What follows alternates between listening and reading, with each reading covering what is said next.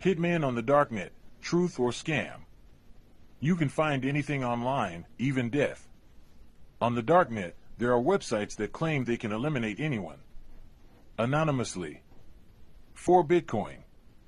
But are these real killers? Or just a trap that leads straight into the hands of the police? There are platforms on the Darknet that present themselves as elimination services. They offer killings, disappearances, beatings. These sites are designed like professional marketplaces, with prices, guarantees, and even customer reviews. Prices usually range from a few thousand to tens of thousands of dollars. Payment is always in cryptocurrency. On the surface, it looks real. The truth is, almost all of these websites are fake. They're scams that prey on desperation, anger, or fear. They have no intention of killing anyone, they just want your money. One of the most infamous examples is a site called Besa Mafia.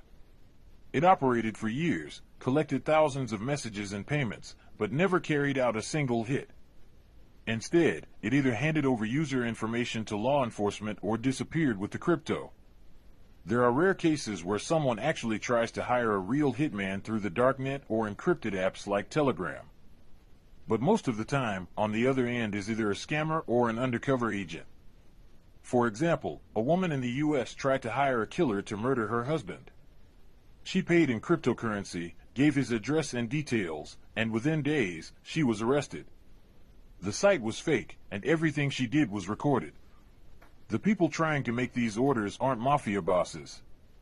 Often, they're ordinary people, jealous spouses, business owners with a grudge, or someone in emotional breakdown.